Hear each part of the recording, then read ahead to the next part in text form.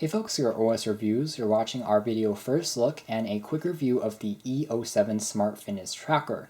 I believe that this is produced by the same company or the OEM as the E06, which we checked out a few weeks ago. Of course, the shape of the physical fitness tracker is different. This one is more resembling an actual watch, has a larger OLED screen, but the user interface on the watch is actually the same as the E06. This is a good thing because we really like what we saw there. It's a fair amount more complex and useful than other Chinese OEM-based fitness trackers we've checked out in the past.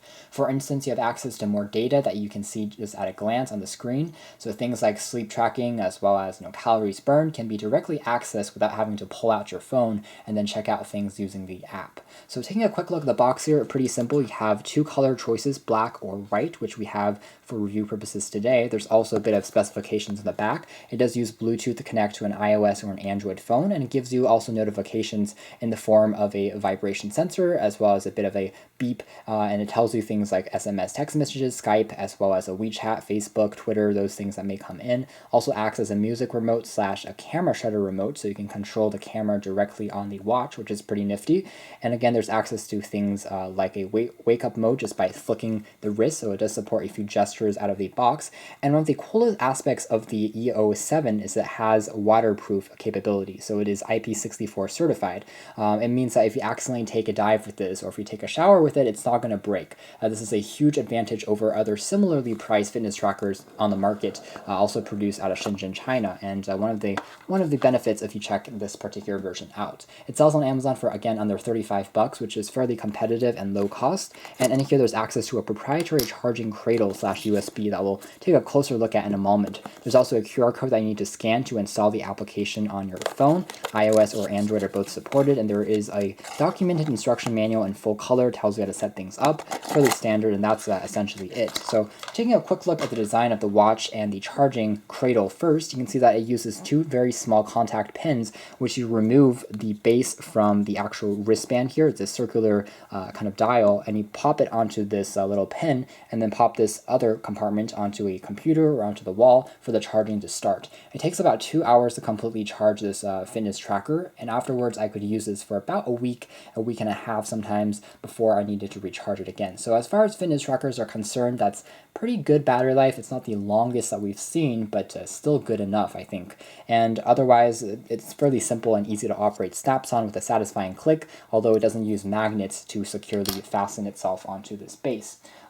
This device also comes with another kind of lanyard for you to pop the base onto, so you can use it as a keychain if you don't want to use it as a watch and put it onto this watch band, which is customizable. It's a one-piece fit-all kind of watch band, which is pretty easy to use, has this interesting loop design that goes on the inside as opposed to on the outside where you clamp it shut, but still remains fairly secure and will work for both men as well as women.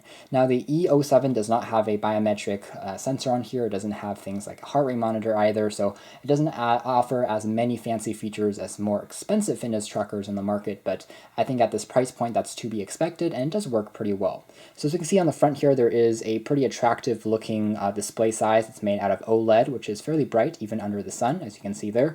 You have access to information like time and date, as well as your battery status directly. There's a capacitive control on the bottom, which you use to cycle and navigate through the various features, which is fairly easy to press, and again, it does support gestures for flicking your wrist upwards to check the time automatically.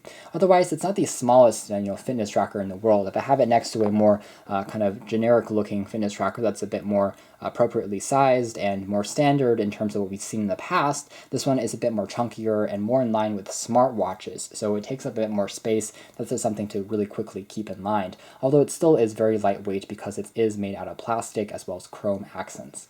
So taking a quick look at some of the other things that you can look really closely at the menu here, the first thing that you check out is the footsteps or the steps taken. There's a bit of a moving animation. Tapping on it again goes through distance and then goes through calories burned. There's also a bike or cycling mode, which is unique to this version of the watch. Finally, how long you've slept. For more detailed data, such as light versus deep sleep, you have to check out the application, but at least you can check out this very basic kind of a view, which is something that you couldn't do on other fitness trackers we've seen in the past. So all in all, pretty easy to use system.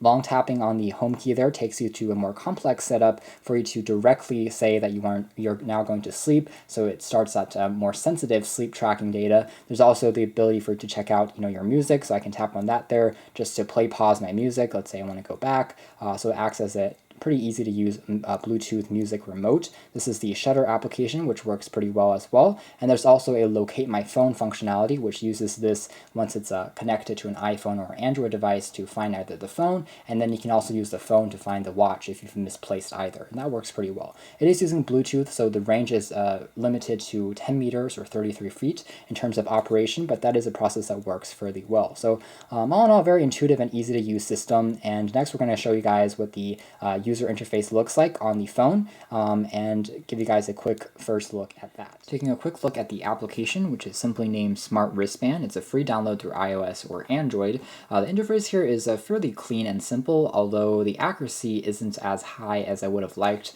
from the smartwatches part. So in terms of pedometer and steps, sometimes it's a little bit hypersensitive, and if I kind of just shake it, it seems to register that as steps a little bit too easily. Afterwards, it has an interesting continuous kind of updating function where once the watch is linked to the phone, it pushes out updates in terms of the steps after a few seconds each time, as opposed to only when you tap on the sync key. So that's something to quickly note. Taking a closer look at the interface here, we have access on the front here just to a number of steps you've taken throughout a day, and there's also a bar that you can set up in terms of a goal. So once it reaches, let's say, 10,000 steps, if that's your daily goal, it's going to reach all the way around and show you've completed that. So a fairly standard interface there.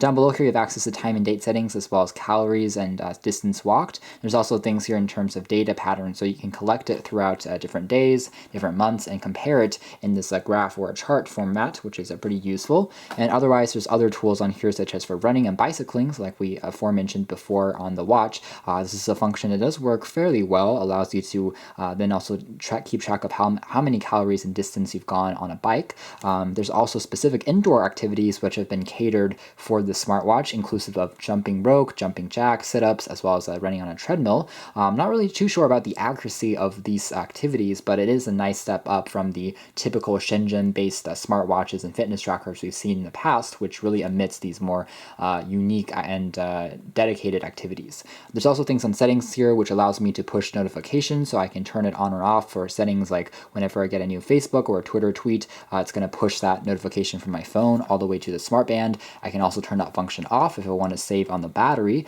and there's also things like allowing the actual watch to control my video taking as well as my camera application. So for instance, if I want to launch that function now through the app, as you can see there, it's currently loaded up the viewfinder, and I can then take an image just by the smart band or smart watch. So tapping on the home key for a few seconds and navigating to the shutter key here, I'm now in the camera taking mode, so I can just tap on the center there to capture an image. So as you can see there, there's a little bit of delay, but it definitely works, and you can use it as a selfie remote if you're taking self-portraits with friends and family member and you don't want to have a hand kind of in the way of the camera.